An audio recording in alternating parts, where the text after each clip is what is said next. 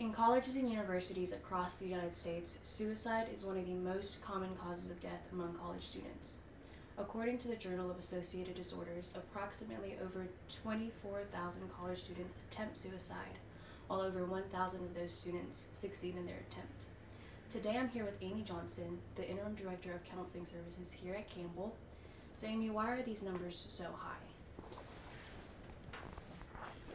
Angelina, I believe that it's for many different reasons, mainly because, for whatever reason, students are not equipped with the skills that they need to have to cope with everyday life.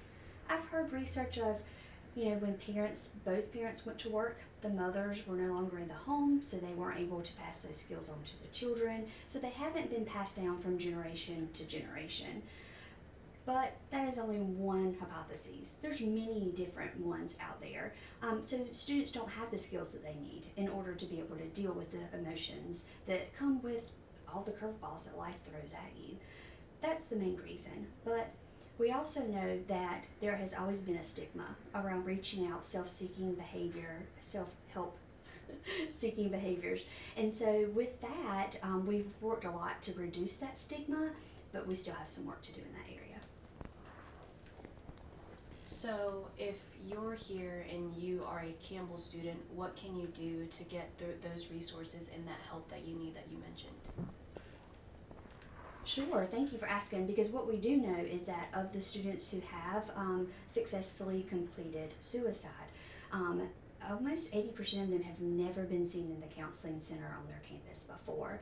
So obviously that would be one protective factor, is to be able to come in and meet with our therapist, have individual sessions, but we offer so many different things. We are on a step care model, which means when a student comes in, most of the time, as soon as they walk in the door, they're going to be greeted by Miss Barbara Inscore, who's the face and the backbone of counseling services, and she's going to have them do an assessment to determine how quickly they need to be scheduled. And from there, they most likely will go ahead and meet with someone immediately if someone's available, which the chances of that is pretty good with the interns that we have in the office this semester. So then after they're able to meet with the intern to determine what their presenting concerns are, the intern and them will talk about what's best for them and the services that they need.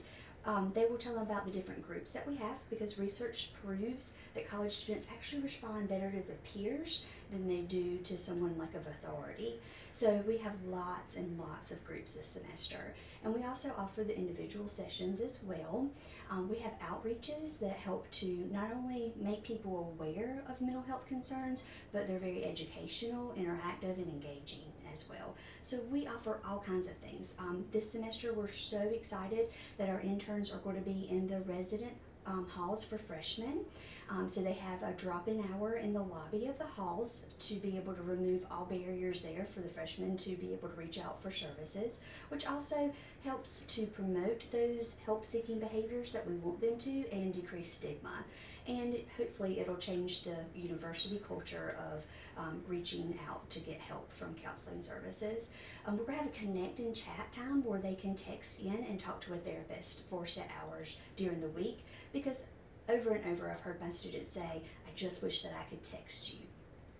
And even though it's not a Campbell University National Crisis text line, there is one. So if anybody does want to text a real therapist, they can text the word GO to 741-741-24/7. It's a free service.